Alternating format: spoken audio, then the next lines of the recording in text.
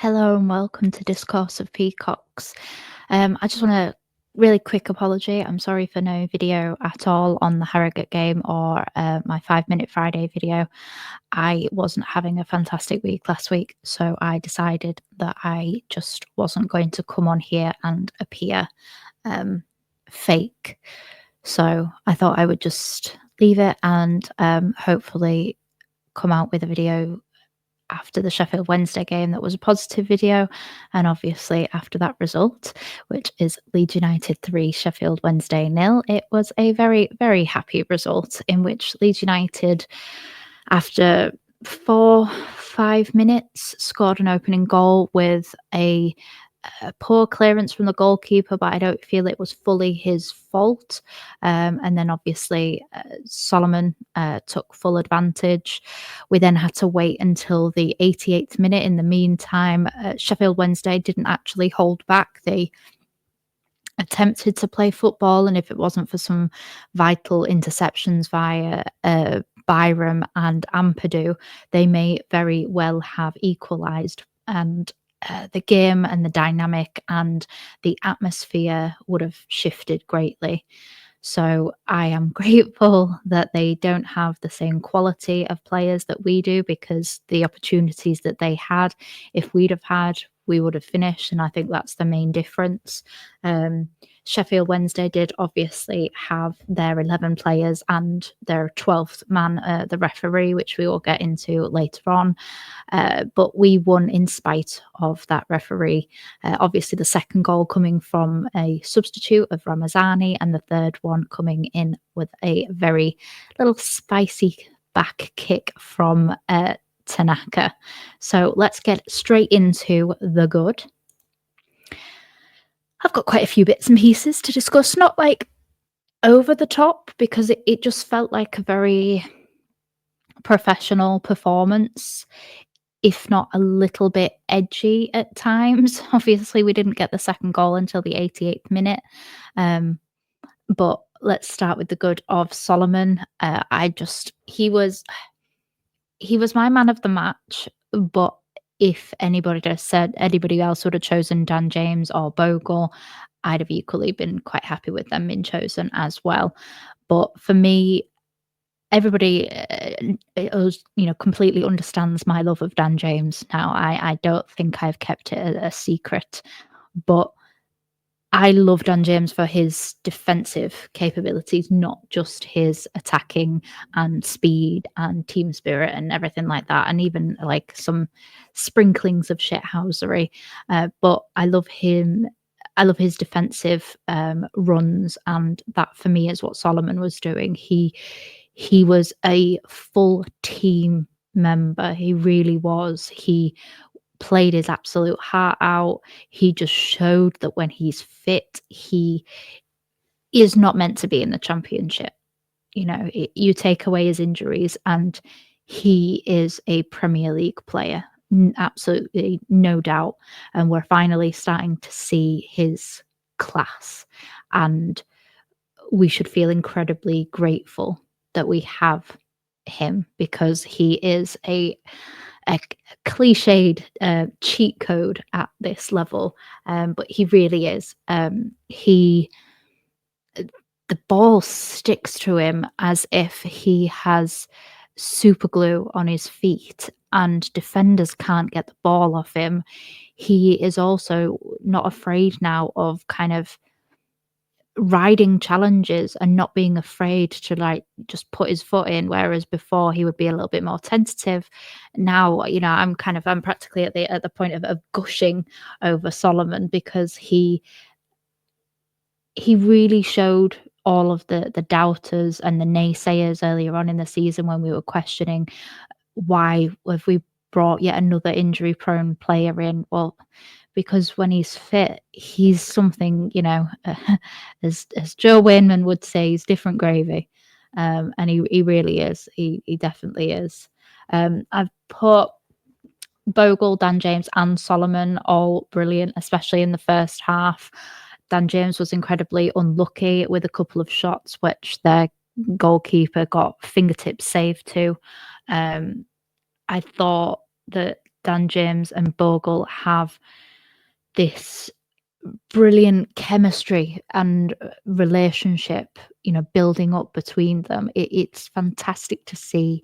It's heartwarming as well as kind of exciting, and being able to have somebody that can almost match Dan James for speed and keep up with his overlapping and underlapping runs. It makes that right side so dynamic, when for a few seasons we've been so heavily left focused, with obviously Firpo and Somerville last year on the left-hand side. I think that obviously I'm not wishing injuries on Firpo or cards and suspensions on Firpo, but I think because we have lacked that consistent left back all season, it's given us the opportunity to work on the right-hand side. So many times last season when I would see Dan James would just be in acres and acres of space and nobody would pass to him.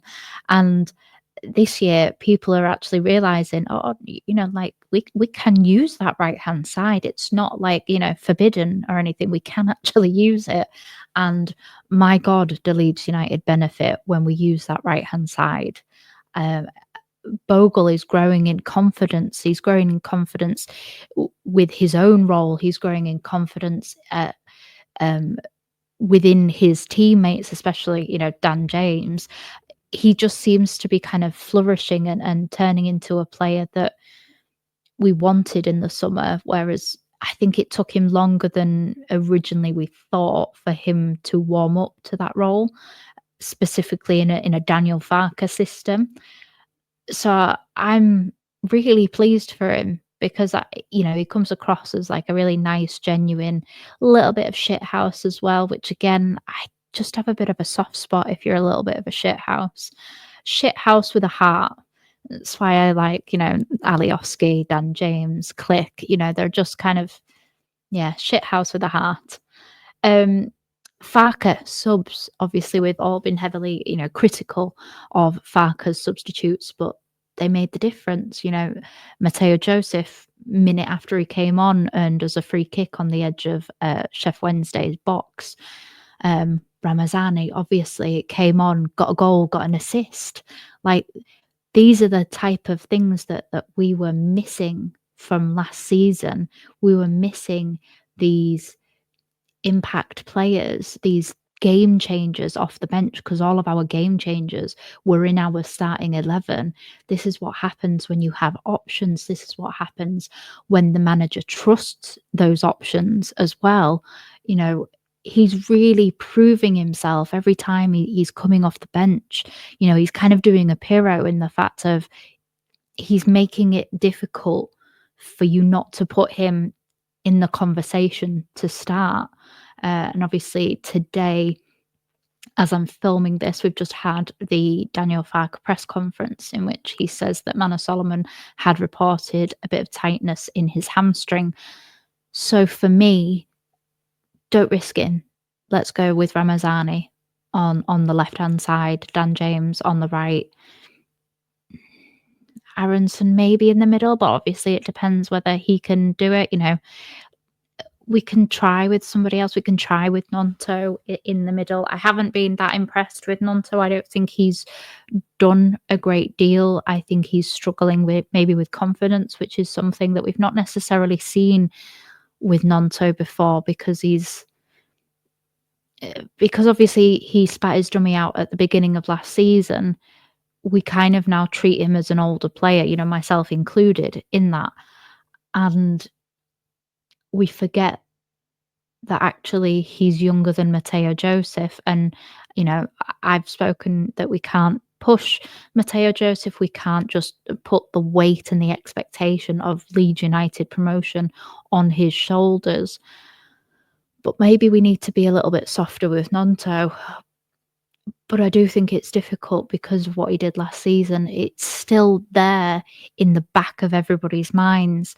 We don't have the same, I don't know, he doesn't have a long kind of stretch of kind of leeway that we can give him. I think he's on quite a short lead when it comes to our expectations and whether we're able to kind of give him a chance, kind of give him a little bit of slack or anything. I don't think he's got that much slack to play with.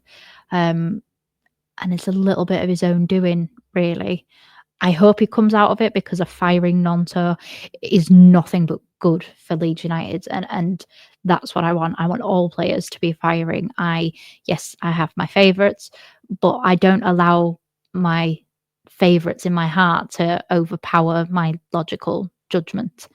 Um, let's move on with Tanaka. He finally got to celebrate, the way that whole goal should have been the catalyst, and it was, of the kind of redemption and the comeback and a brilliant away win. Obviously, that got overshadowed by goalkeeping mistakes and defensive mistakes. So it was lovely for Tanaka, and it was a really well taken kind of. Bamford's been trying to get that goal for ages, absolutely ages, and Tanaka just came on and kind of like backheeled it. It was beautiful. With back to goal, it was just it's a little bit of spice, a little bit of naughty, a little bit of nice. That is our Ao Tanaka. Um, so I was really pleased for him.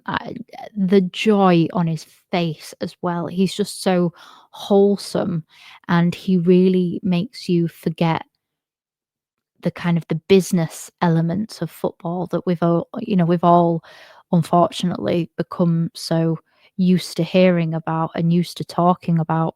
It's moments like that, it's faces like that, it's Rutter's face from last year, that was Tanaka's face yesterday, was just pure unadulterated happiness. And as Leeds fans, we don't always get to have a lot of it. So let's enjoy those moments before it all gets stripped away from us when we go up. We have to just get battered every blooming week. I thought Pirro was quiet, but I thought that he linked the play up quite well. I didn't think that, I've been incredibly critical of Pirro when it comes to him being outside of the box. I don't like him venturing and touching the ball. I don't mind him being outside of the box, but I don't want him to touch the ball outside of the box because just the ball seems to just bounce off him and go in all sorts of different directions. So if we can have that Pirro again, but maybe just a little bit, I don't know, something more, we need people to be creating more opportunities for him to showcase the best of his skill, which is being in the box and having that kind of calm clarity in the box, which so many other people often don't have. Although saying that, we had 3 different goal scorers yesterday, so clearly I'm just talking out my backside.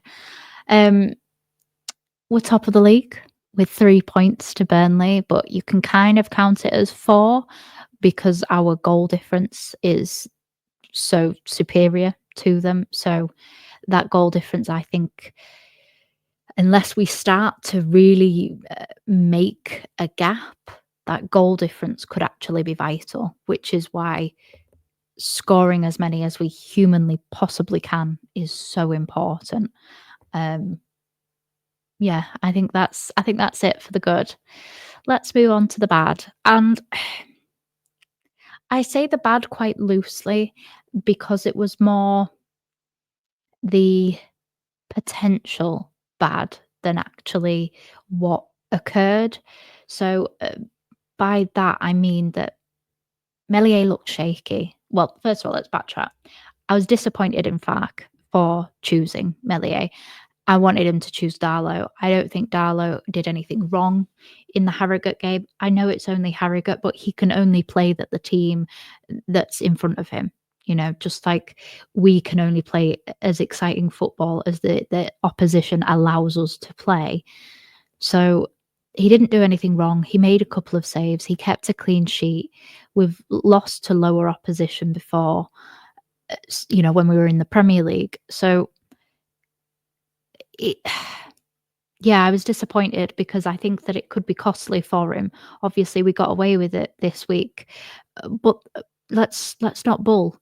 Sheffield Wednesday did have their chances. In fact, just before we got the second goal, the ball came fizzing across the front. And for whatever reason, I don't know the name of the player, but the player pulls his head back instead of just, if he'd have just lent his head, a couple of inches forward, that ball goes in and it's 1-1. And the momentum is with them. And we have to pick ourselves up in the 89th minute and try and do something, try and get 3 points, which I don't think we do because they just shut up shop. They've got a point away from home at Leeds United. So it was a very good point. But that didn't happen. But that wasn't anything to do with our defending. That was to do with the lack of Sheffield Wednesday taking their chances. And for me, the defence didn't look like they trusted Meslier. The defence looked like they were trying to prevent the ball from reaching him at all costs, which meant that you had Byram and Ampadu. I should have mentioned them actually in the good section. I think that like Byram and Ampadu were absolutely brilliant. I thought their clearances, their interception, even Tanaka made a clearance. I think that was in like the first 10 minutes. They got a corner and Meslier was the complete wrong side of the goal. His positioning in general is not good at all. And I think the moment that he makes a mistake, and let's not beat around the bush, there'll be a mistake. I don't want there to be, and I will happily eat my words, and everybody in here can hold me to that. I will praise Meslier to kingdom come if he doesn't make another mistake for the rest of the season. I absolutely will, because I don't want him to make a mistake. And anybody that wants him to make a mistake is daft, because I don't ever want Leeds United to lose. We're going to lose games, but that isn't always on us. That's sometimes the fact of the opposition were just simply better. And, we haven't really lost any game this season where the opposition was better. Burnley were not better than us. Blackburn were not better than us. Millwall were not better than us. All three of those games probably, I'm not even saying that we deserved to win, but we didn't deserve to lose. And we didn't deserve to drop points at Sunderland. We didn't deserve to drop points at Blackburn. We didn't deserve to drop points at Hull. All of these things we didn't deserve to. And all of those things you can put back to mainly one person. And Farker should be protecting him as well as on a human level, because football fans can sometimes turn toxic and turn vile when it comes to, I will only ever criticize a player for the way that they're playing, not the human being that they are, not the person that they are, not their characteristics, not anything like that that's personal. I will criticize them on what I think they are like as a player. And I still believe that Meslier will go on to achieve something. I just don't think he can achieve anything more at Leeds United. I think it's done. And I think it's a matter of when he goes rather than if. I think if we, regardless of what league we're in at the end of this season, Meslier isn't here at the beginning of the 25-26 season. He's just not here. His time should have been done at the end of the Premier League. His time definitely should have been done at the end of last season. We just need to go our separate ways now, say thank you very much. We've had a lot of good times as well, But yeah, I was disappointed in Farker for choosing him, but I wasn't surprised. He's done this before when it comes to making those decisions of, you're just like, please just come on, do the obvious thing. And then he doesn't, because, well, managers are arrogant and managers are kind of like tunnel visioned. That is their vision, and nobody's going to dissuade them. And it's an admirable skill sometimes, but sometimes as a fan, it's infuriating when everybody can see, even like commentators can see the weak link, and there is only really one weak link in this team, and he's the number one. Aronson's decision making wasn't great. I don't think he played the worst, but his decision making when it comes to not releasing the ball and holding on to it to the point where he then gets tackled, and because he just has no real body strength, he's a little bit stronger than he was in the Premier League, but still not really. A strong gust could still blow him over. Yeah, I think that he looked tired. Obviously, he got a knock in the first half and he played on. Admirable again, wise, maybe not. Again, for the longevity of the season, another reason to me why we need another number 10. Excuse me. But yeah, I would have taken him off sooner, in my opinion. I would have liked us to put the game to bed sooner instead of making my heart wait until the 88th minute. Obviously a fantastic goal by Ramazani and a brilliant celebration. He's going to get told off by Farker for that. But we had chances.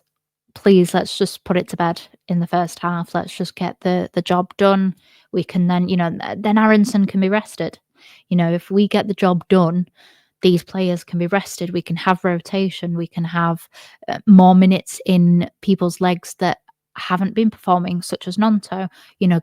Build up his confidence, build up his minutes, build up his kind of stamina and form.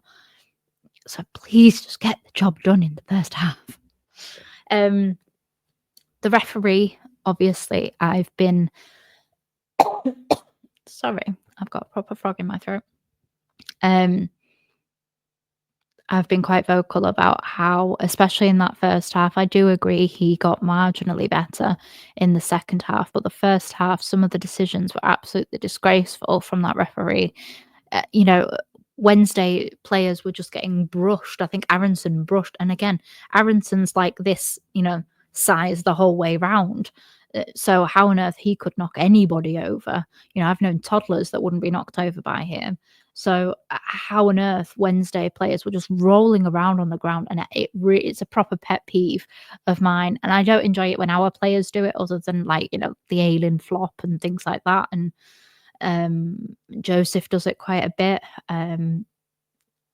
But I'm not a fan of launching yourself on the ground. I think you look pathetic. I think everybody's paid far too much to be rolling around on the ground. If I went into work and started doing that, well, I'd get fired on the spot for being an idiot. So, yeah, the fact that the ref was just buying into it so much, but then we'd be hacked and hacked, and then there was the blatant handball incident, and yeah, it was just absolutely farcical, some of these decisions. And there was a couple of corners that we should have had, not that we would have done anything with them, but yeah, it marginally got better in the second half. But when you are rock bottom, the only way is up. Finally, we will move on to the stats. We know that I love a few good stats. I know it's not everybody's cup of tea, but it's the kind of thing that makes me warm and fuzzy inside. We've got 11 goals from substitutes now, which is the most in the league. Again, I throw back comments to what I made last year about not having substitutes that can change the game, not having impact subs, game changers, call them what you will, on the bench. This year we do. This year we have a far better squad. We may not have the heights of, a Georgie or a Somerville or an Archie, but we've got a more balanced team, and we've got more of a Farker shaped team, which I think goes to show how much he is trusting his substitutes, and the subs are coming on and doing the job. So the trust is being repaid as well. Those goals have made a difference. Yes, we'd have won the game anyway, even if it was just Solomon's goal. But the second makes you comfortable in the 88th minute. It makes us all just go, oh, thank God for that. And, you know, as Leeds fans, we're all kind of like this at any given point during a Leeds game. So a breather was very much appreciated from Ramazani. So yeah, another one which I think is interesting. 27 games played in the 23-24 season. So this exact same point last year, we'd scored 50 goals, conceded 26 goals. So we had a goal difference of 24. This year we have scored 51 goals. So we've scored one more and we've conceded 7 less. So we've only conceded 19. We have a goal difference of 32, which is 11 more than Sheffield United and 10 more than Burnley. So that's when I said earlier on about that being almost worth an extra point. That's that's how good we are. And we've got the third best we've obviously scored the most goals. We've conceded the third least, with Burnley and Sheffield United having conceded fewer goals. But even though they've conceded fewer, we have scored more. So our goal difference is still extraordinarily better than theirs at this point as well. So it's where we have to kind of we have to understand that Farke knows what he's doing and these players are playing for him, and we just have to get behind them because they are doing the job. Sheffield Wednesday haven't scored against us this time round back in the Championship for the last 2 seasons. It was it 0-0, 2-0, well, 0-2, then 0-2, and then 3-0. So they haven't scored a single goal against us in 4 Championship games. We're 18 league games, Yorkshire Derby games unbeaten, now 18. So there is only one team in Yorkshire. And when we've scored first, we haven't lost in 69. Insert joke here. We haven't lost in 69 games in the Championship when we've scored first. That is absolutely incredible, and that stat is courtesy of Johnny Cooper. I absolutely love him. I think he's fantastic with the stats that he comes up with. But yeah, I just think all of these things, you know, we're breaking all of these kind of like mini records, and it just breeds positivity and it breeds a winning attitude. And I wasn't that fussed about the FA Cup, but now I'd like us to beat Millwall, just to stick a middle finger up at them all and their 5 fans that they bring. Yeah, I think winning breeds winning, and as long as we get recruitment in January, I'm not even concerned about the injuries, because if we get suitable replacements and not replacements, but kind of backups and support for players such as centre back 10, potentially 9, if we get those, we'll be absolutely cooking, and we can afford to have a cup run as well. But I'm not going to say that too loudly because, you know, I don't want to curse anything. I want you to let me know your thoughts and opinions. What did you think of the game? What did you think of the atmosphere, the tempo? Were you biting your fingernails like I was when it was coming up to 85 minutes and we saw that goal, that ball just whiz past our net, and when you look that it's like that far off his nose, that should have been a goal. You know, did you just kind of go, or were you just very chilled? Did you know that we were always going to win? You know, did you have that Leeds cockiness that some people like to have? Please remember to like, comment, and subscribe. And if you want, please become a channel member. It is massively appreciated, and every penny that I get is going back into the channel, i.e. new microphones. I would like new ring lights because mine's just a cheap Home Bargains one at the minute. So yeah, please like, comment, subscribe, and I will see you in the next one. Bye.